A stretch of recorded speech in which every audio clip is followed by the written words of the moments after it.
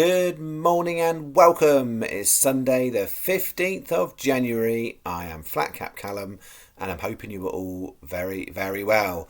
What have we got? We've got one bet, 12.50 Southwell, first race, £10 is your stake. It's a lucky 31 with a little additional double on the side. That is what I'm bringing to you on this fine Sunday as I look out my window. Right, so that is coming up. We will do the review. We'll have a word of the golf. I'm also going to have a mention on the Australian Open tennis, although I haven't got a bet today, I've decided. I will come into that later. So if anyone is interested in the Australian Open tennis, I will do that at the end as well. Overall, we need something, guys. We do need something. Not from a long-term profit and loss, but from a morale point of view. I was looking back. We've had one winning day in the last 14 videos.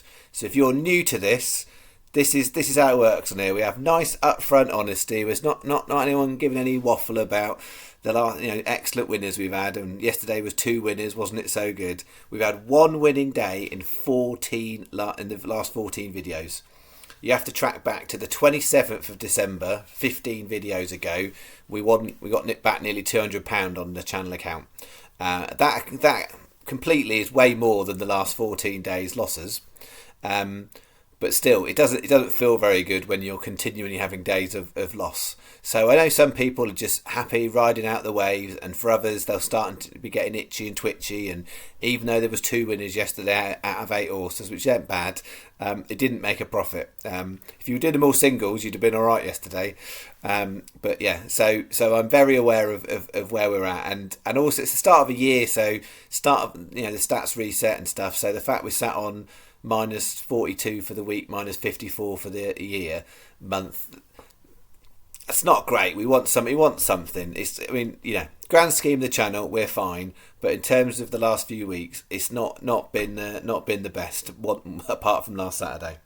So yesterday, 15 on, 8.56 back. So if you Sky account yesterday, you would definitely be slightly advantageous by a couple of quid because of the bonuses you get for one winner on a lucky 15. We had started off nicely, Requeur de May. If you watch that race, if you haven't watched it, it is worth watching. Horse fell out the stalls on a mile, and you're thinking, yeah, I think that's probably cooked its goose. Might snag a place, and then wow, it looked like he had a rocket ship on him. Just flew down and took the race. So it was lovely. And unfortunately, that horse wasn't good on debut. Shantou Express, I think he got sulky, to be honest. He likes to get to the front and didn't quite get there, and then got a bit shuffled back. And in that Lanzarote, who would have predicted 4 horses finishing out of 20? The bookmakers must have absolutely loved that for all those extra places they were offering and people lost out on. And then the 8.30 Camerata, how bad was that horse? That was out the back, and then just it was so bad. It wasn't like he didn't run well. It was clearly something wrong with it. But one winner on bet 1. And then we get to bet 2. Cornerstone, that wasn't great. Castle Grace Paddy pulled up about halfway round. Then we had West Balboa, went and won, which was lovely. Won the big race. But then Nesta Park pulled up. So, yeah, just one of them annoying ones. 2 nice winners, but nothing with it. It was hard to come by yesterday. If you look at the results, those 2, Requeur de May and West Balboa, they represented 6 of the best price winners yesterday. 12 to 1 was the best price any winners. There was a few 12 to 1s, and then even Requeur de May's 15 to 2 SP was the 6th highest price winner yesterday across all those meetings. So just wasn't a value day, and that's the thing. For those of you who've been watching a long time, when there's a value day, that's where I'm on it. I'm trying to find the best things I can with what I've got, and it weren't there yesterday. So what have we got for Sunday? I had 6 on the shortlist last night. This morning I've knocked 2 of them off. Well, not one of them off entirely, and I've replaced another one. Always a risky thing to do. I won't tell you which is which. I'll just show you the 5 for the channel, so I'll let you ponder what that might be. But yeah, I took 2 off because the prices weren't right this morning. So we've got here 12.50 Southwell Code Breaker 8 to 1, 1.40 Punchestown Karen's Gift 14s, 2.40 Punchestown Care Down Boy 10s, which we took last time, 3.10 Punchestown Blast of Cooman 16 to 1, 350 Southwell typewritten 17-2. It's a 15 pence each way lucky 31 and a 35p each way double on Karen's Gift Blast of Cumin. Best prices and best value. Recommendation here is Coral. So there's only 2 races in the bet, legs 1 and legs 4, that I've got an extra place, and Coral and Sky both are 4 on those. So legs 2, 3 and 5 are standard terms 3 places with all bookmakers. With the top one, you've got a couple of bookies. So yeah, it's well, no, it's not a couple, but it's most bookies. I think it's just Paddy that aren't doing that one. And then Blast of Cumin, it's only Coral and Sky and a couple of smaller ones that are doing it. So that we haven't got a bet here with loads of extra places. So that is it. That's the extent of today's bet. Happy enough with it. It sort of is the way sometimes that, get to Sundays, there's not as much to pick through, and then you're just putting out one lucky 31. Some people prefer that way of doing it rather than me putting out tons and tons of bets. So that is it. That's bet 1, and that's the only bet for Sunday. Word on the golf, very quick. It's not gone well, really. They all made the cut in the outright market, but none of them particularly close. 7 shots they've got to make up on Sunday to get a place. That's no mean feat. So it's not looking too pretty on the golf. And then Australian Open tennis. So I don't know kind of what appetite there is for people on tennis. Zach asked a question last night, and I was already thinking about it. Well, not last night, yesterday afternoon, I think.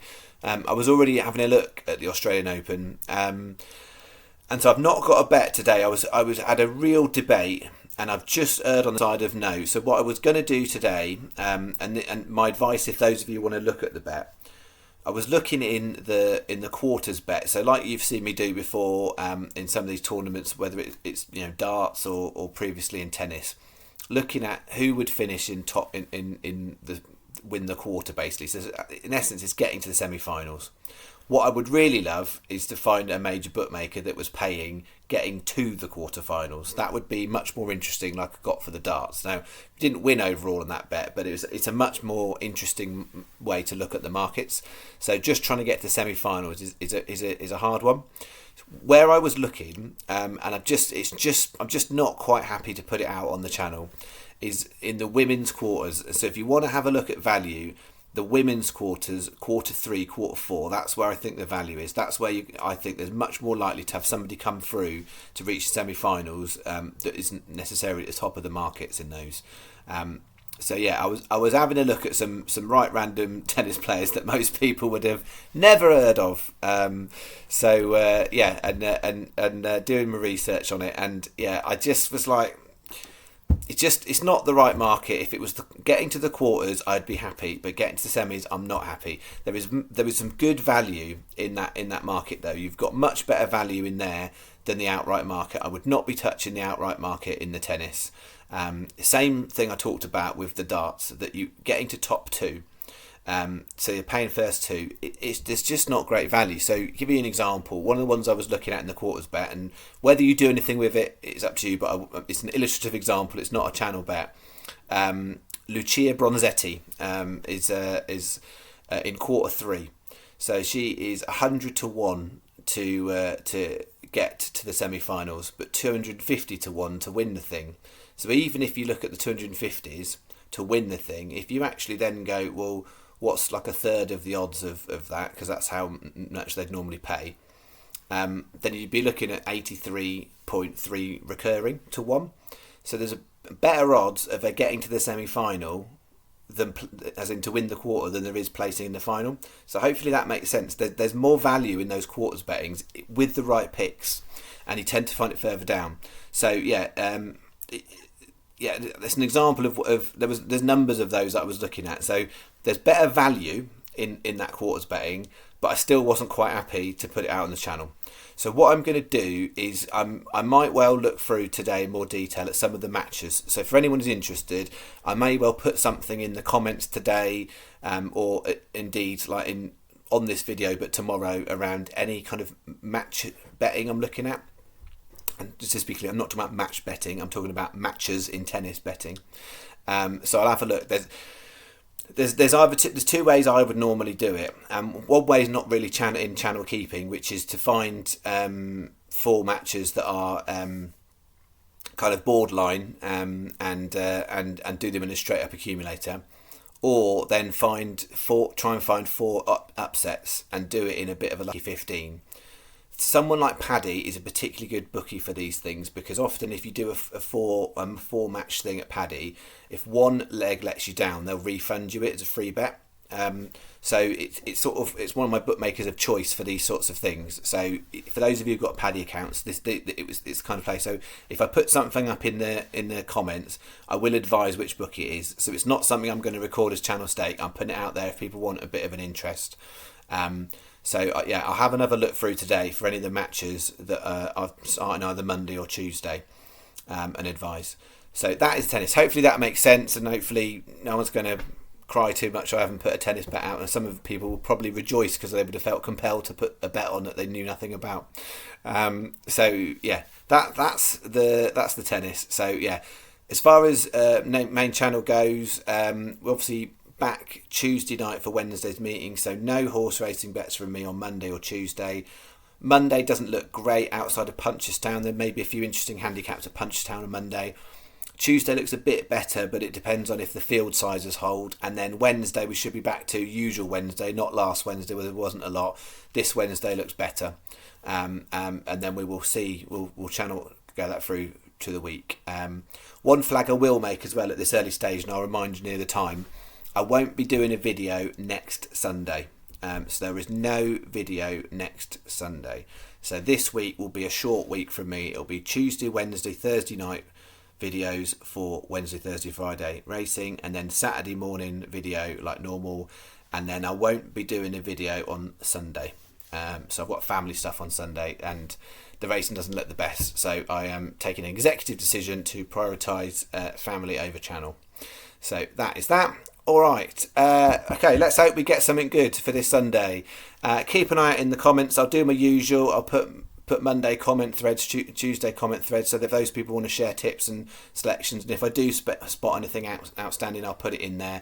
I'll also, as I said, I'll put anything I find for the tennis for those who are interested. Alright, that is me. Enjoy your Sunday. I will see you physically on a video Tuesday night. Thank you very much. Bye bye.